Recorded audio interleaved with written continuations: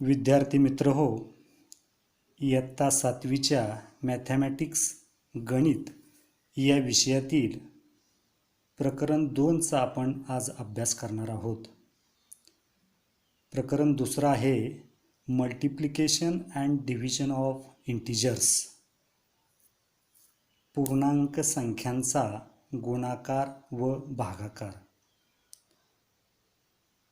या प्रकरणाची सुरुवात करण्यापूर्वी काही मूलभूत संकल्पना आपल्याला स्पष्ट असल्या पाहिजेत आणि म्हणून प्रकरणाच्या सुरुवातीला लेटस रिकॉल हा भाग आवर्जून दिलेला आहे की ज्यामध्ये addition and subtraction of integers यावर आधारित उदाहरणं तुमच्या सरावासाठी दिलेली आहेत.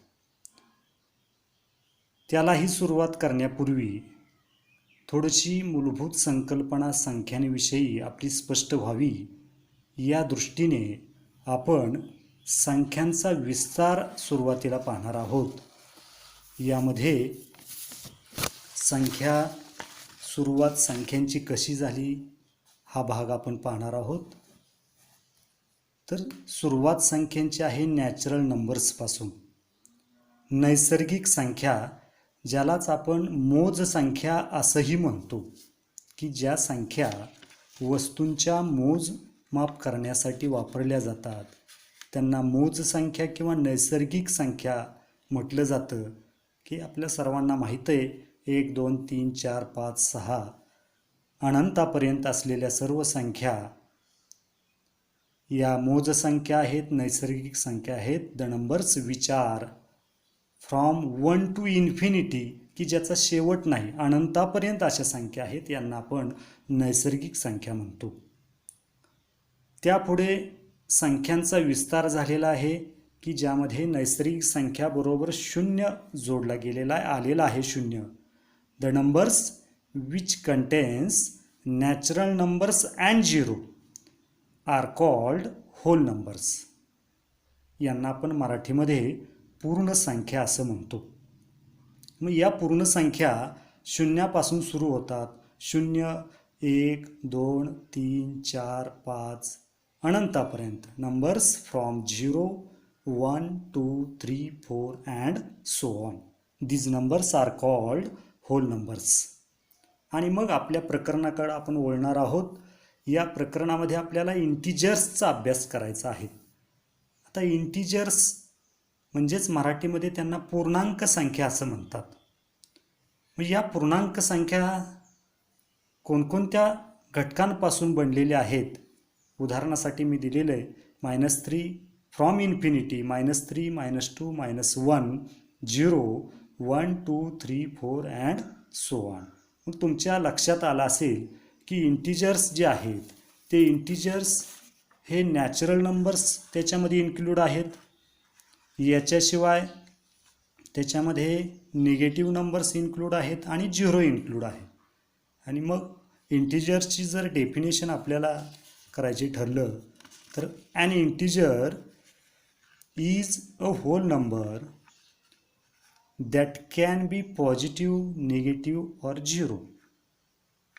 The integer is an whole number that can be positive, negative or 0. For example, 2 -7 75 0 -1 etc. तुमच्या लक्षात आलं असेल की इंटिजर्स जे आहेत याच्यामध्ये ऋण संख्या समाविष्ट असतात, शून्याचा समावेश असतो आणि पॉझिटिव्ह नंबर्स धनसंख्या समाविष्ट असतात. मग ऋणचिन्ह नुसतं असलं किंवा धनचिन्ह असलं तर ते इंटिजर्स होतात का? तर नाही. हे पूर्णांक आहेत आणि म्हणून मी उदाहरणासाठी या ठिकाणी लिहिलेलं आहे की -1.43 1 and 4/7 3.14 आर नॉट इंटिजर्स. या संख्या इंटिजर्स नाहीत. आता ही संकल्पना तुमच्या लक्षात आली असेल की इंटिजर्स कोणाला म्हणायचं की ज्याच्यामध्ये पॉझिटिव्ह नंबर्स असतात, निगेटिव्ह नंबर्स असतात आणि झिरो असतो. याला इंटिजर्स असं म्हणतात. आता आपल्या पुस्तकातील सुरुवातीचा जो भाग आहे लेटेस्ट रिकॉल, हा भाग आपण पाहणार आहोत.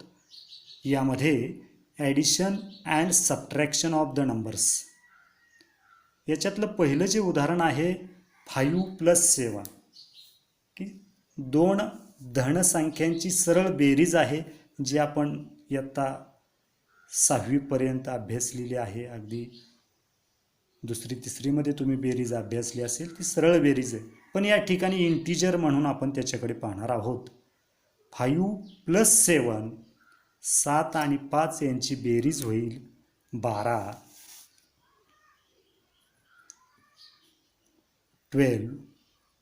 आता या ठिकाणी एक गोष्ट लक्षात ठेवायची, बेरजेच्या बाबतीमध्ये जेव्हा 2 संख्यांची चिन्हे समान असतात तेव्हा त्यांची बेरीज करायची असते आणि उत्तराला त्या 2 संख्यांना जे चिन्ह आहे ते चिन्ह आपण देत असतो. 5 + 7 दोघांनाही धनचिन्ह आहे. धनचिन्ह लिहिण्याची गरज नाही. Positive sign is not written. Therefore, 5+7 is equal to 12. In second example, 10 plus -5. या ठिकाणी 2 संख्यांची चिन्हे भिन्न आहेत. चिन्हे भिन्न वजाबाकी.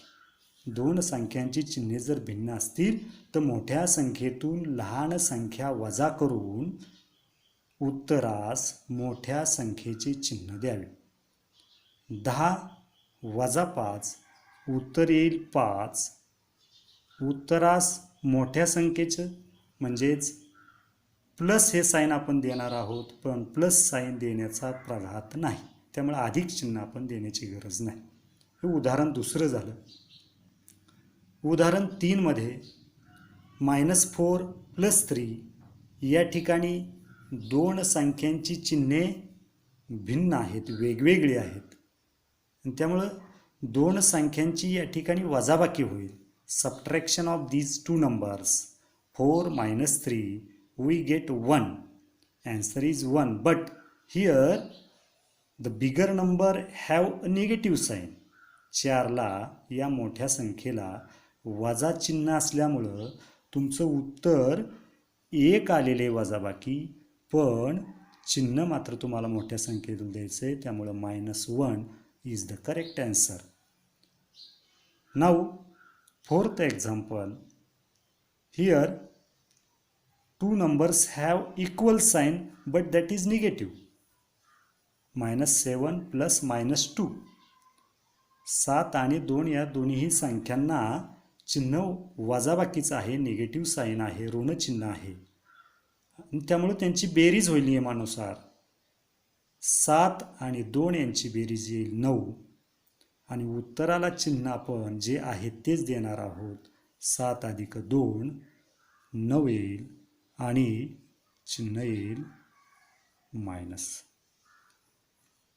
Therefore, our answer is -9. तर या ठिकाणी आपण बेरजेच्या बाबतीत 2 नियम पाहिले की 2 संख्यांची चिन्हे जर समान असतील तर त्यांची बेरीज करून उत्तरास आहे तेच चिन्ह द्यावे. उदाहरण क्रमांक 1 आणि 4. दुसरा नियम आपण पाहिला, 2 संख्यांची चिन्हे भिन्न असतील, वेगवेगळी असतील तर मोठ्या संख्येतून लहान संख्या वजा करून उत्तरास मोठ्या संख्येचे चिन्ह द्यावे. उदाहरण 2मध्ये 10मधून आपण 5 वजा केले, उत्तराला 10चं चिन्ह दिलं आणि ते आहे पॉझिटिव्ह, ते चिन्ह लिहिण्याची गरज नाही. उदाहरण 3मध्ये चिन्ह भिन्न आहेत, 4मधून 3 गेले, उत्तराला 1, उत्तराला मोठ्या संख्येत चिन्ह -1. तर या प्रकारची 5 उदाहरणं तुम्ही स्वतः घेऊन त्याचा सराव करायचा आहे, ती सोडवायची आहेत. हे झालं ॲडिशन ऑफ द इंटिजर्स. आता या ठिकाणी या संख्या ज्या आहेत आपल्याला गेल्या वर्षी आपण याचा अभ्यास केलेला आहे, त्यामुळे हा सर्व भाग परिचित आहे. आता आपण सबट्रॅक्शन पाहणार आहोत. 2 संख्यांची वजाबाकी करताना काय करायचं. Subtracting a number from another number means adding the opposite of that number.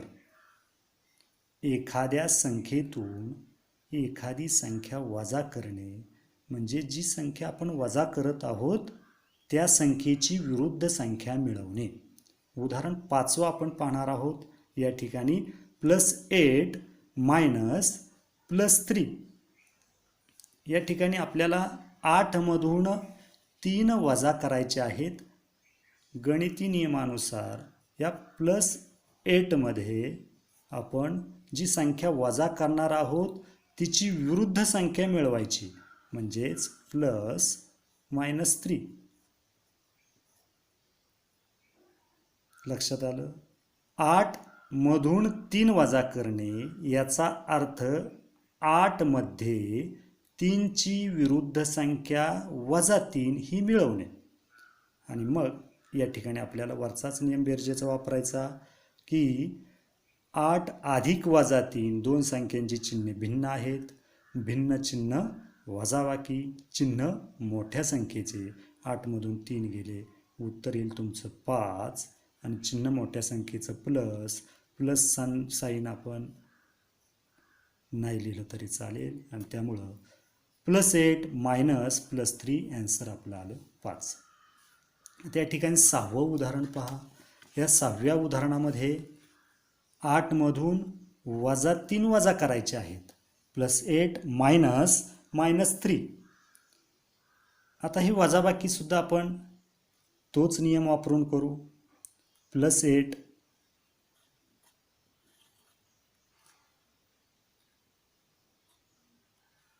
Plus -3ची opposite संख्या +3 +8 minus -3 that is +8 plus +3. Therefore 8 आणि 3 या दोन संख्यांची चिन्हे समान आहेत. आपण बेरीज करणार आहे. 8 आणि 3 11 आणि उत्तरास पॉझिटिव्ह साईन. त्यामुळे उत्तर आपला 11 आलेलं आहे. तर ही वजाबाकी तुमच्या सर्वांच्या लक्षात आली असेल. बेरीजही लक्षात आले असेल. ज्याप्रमाणे बेरजेची तुम्ही 2 नियमाची 5-5 उदाहरणं सराव करणार आहात त्याच पद्धतीने या दोन्ही प्रकारची वजाबाकीची 5-5 उदाहरणं तुम्ही सराव करायची आहेत. याच्याशिवाय पुस्तकामध्ये तुम्हाला सरावासाठी एक उदाहरण दिलेलं आहे. ते उदाहरणही तुम्ही सोडवायचं आहे. या उदाहरणामध्ये write a number in each bracket to obtain the answer 3. प्रत्येक ठिकाणी उत्तर 3 येण्यासाठी तुम्हाला कंसामध्ये योग्य संख्या लिहायची आहे. उदाहरणार्थ पहा. या ठिकाणी +3 आहेत. इथं -6 प्लस इन ब्रॅकेट. आता कंसामध्ये कोणती संख्या घ्यावी म्हणजे उत्तर 3 येईल. आता या ठिकाणी आपण विचार जर केला तर 6ला वजा चिन्ह आहे. मग आता वजा चिन्ह या ठिकाणी आहे याचा अर्थ आपण जर इथं वजा घेतलं तर चिन्ह समान होईल. त्यांची बेरीज होईल. उत्तराला वजा चिन्ह येईल. पण आपल्याला उत्तराला पॉझिटिव्ह साईन आहे 3. आणि त्यामुळे आपल्याला जी संख्या घ्यायची तिचं साईन हे प्लस असलं पाहिजे.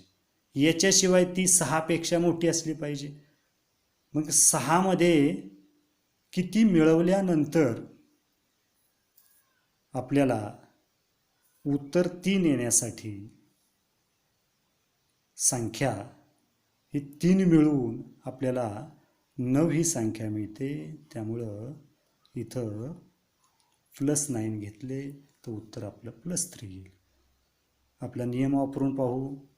2 संख्यांची चिन्हे भिन्न असल्यास मोठ्या संख्येतून लहान संख्या वजा करून उत्तरास मोठ्या संख्येचे चिन्ह द्यावे. 9 - 6 we get 3 that is +3. अशा पद्धतीने उरलेली उदाहरणं वरील जे आपण नियम पाहिलेले आहेत या सर्व नियमांचा उपयोग करून तुम्ही सोडवायचे आहेत. धन्यवाद.